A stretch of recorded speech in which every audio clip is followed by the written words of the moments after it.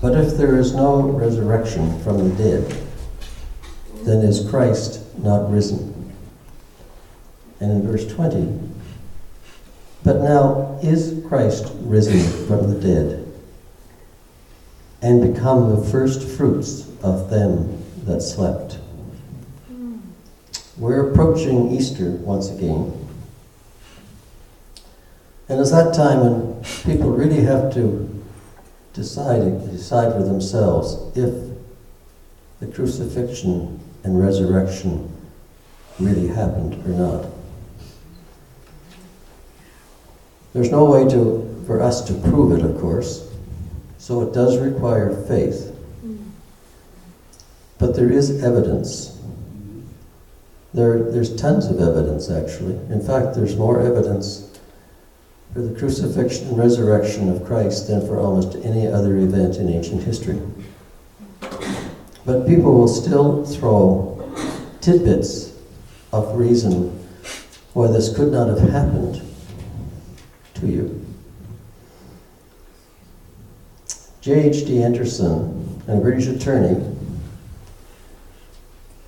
an expert in Islamic law, professor of Oriental law, director of the Institute of Advanced Legal Studies at the University of London, says this: a point which needs stressing is that the evidence must be considered as a whole.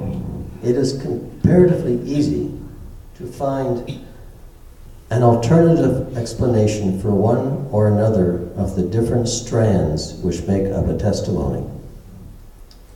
But such explanations are valueless unless they fit the other strands of the testimony as well. A number of different theses, each of which might conceivably be applicable to part of the evidence, but which do not themselves adhere into an intelligible pattern, can provide no alternative to the one interpretation which fits the whole.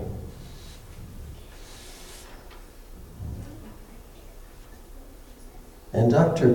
Cardoza, a professor of religious history and philosophy at Taylor University, has said this: that non-miraculous explanations of what happened at the empty tomb have to face a cruel choice.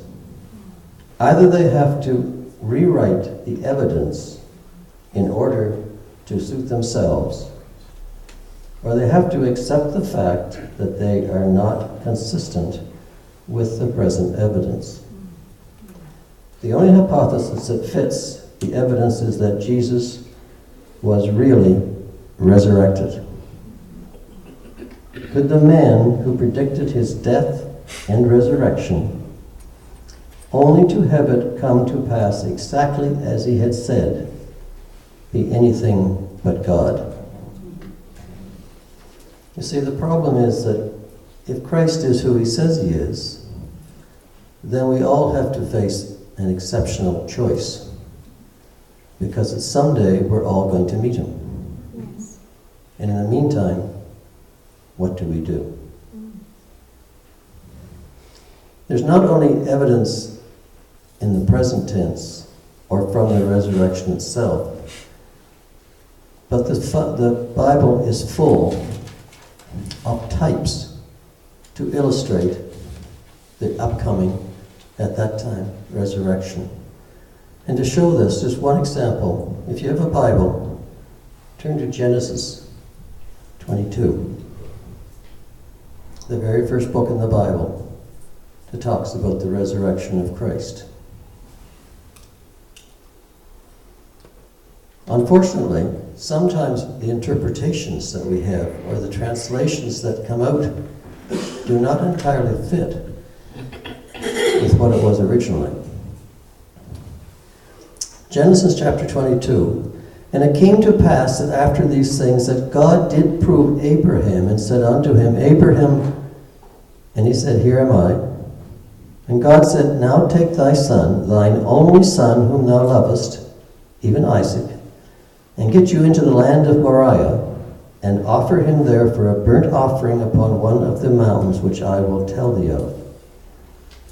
And Abraham arose early in the morning, and saddled his ass, and took 2 of his young men with him, and Isaac his son.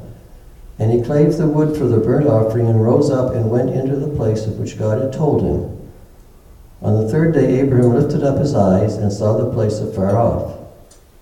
And Abraham said unto his young men, Abide you here with the donkey, and I and the lad will go yonder, and we will worship, and come again to you.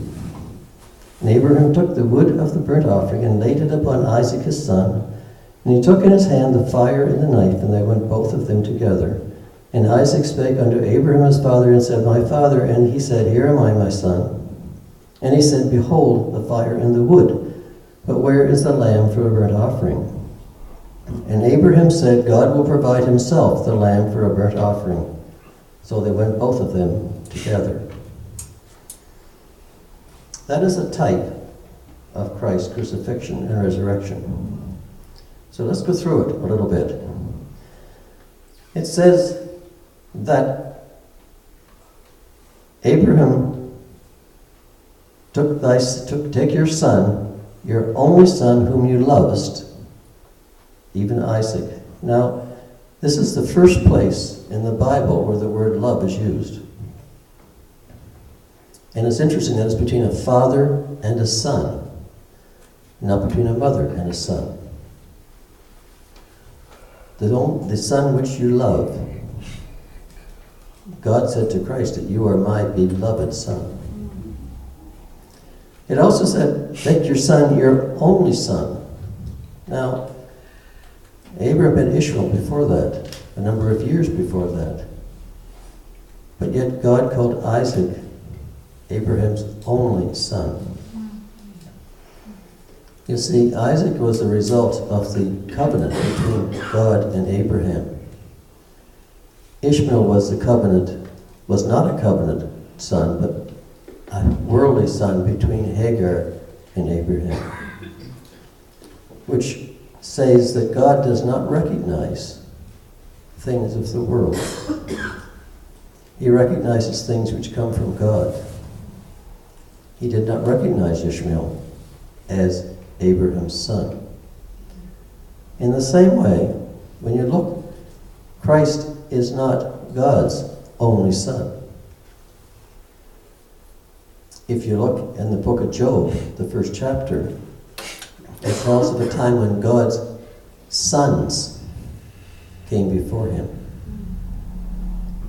But Jesus is God's only begotten son, his only beloved son. So this was Isaac, Abraham's beloved son. He left to go into the land of Moriah. It appears that when Abraham was told to sacrifice Isaac, in Abraham's eyes, Isaac had died.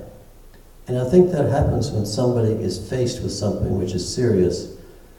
Sometimes in their heart, in their mind, they already die before the actual death takes place. So in Abraham's eyes, Isaac had already died because he was going to sacrifice him. It took 3 days. Isaac was dead in Abraham's eyes for 3 days. Christ was dead for 3 days. And it said he loaded the wood upon Isaac to take up.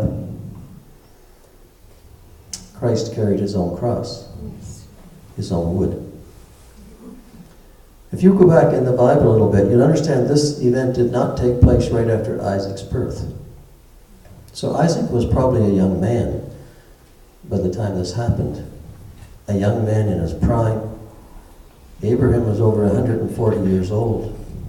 He could have overpowered his father if he really had wanted to, but he didn't. He was obedient unto the point of death, as was Jesus. And then it says, behold, the fire and the wood, but where is the lamb for a burnt offering? And this is where some translations change things. Because Abraham said, God will provide himself the lamb. Now, some translations say God will provide for himself a lamb. That changes things. You can provide for yourself by means of somebody else. But it says in the Bible, God will provide himself a lamb. God will be the lamb. Yes. Jesus was the lamb. This is a type of the resurrection long before Christ was ever born. 1,000+ years before Christ was born. And yet, if you go into the details, it goes through the entire resurrection story. Because you notice that when Abraham was talking to his helpers, he said that we will go and make a sacrifice, and we will come back to you. Because he fully expected nothing would happen, or his son would be resurrected if he was crucified. Christ was resurrected after his crucifixion. Do you believe this? Is this all just a theory that's been put forward in the Bible thousands of years before it happened? Is there that many coincidences? You see, we often say we believe, but actually don't act as if we do. There are many things which we put ahead of our relationship with God because, well, does it really matter? Well, I'm not really in a position to answer that question except to say that someday we're all going to find out. Yes. And maybe then we'll regret not doing more now. Yes. The resurrection of Christ, essentially proven by history and by the Bible, and certainly something to think about.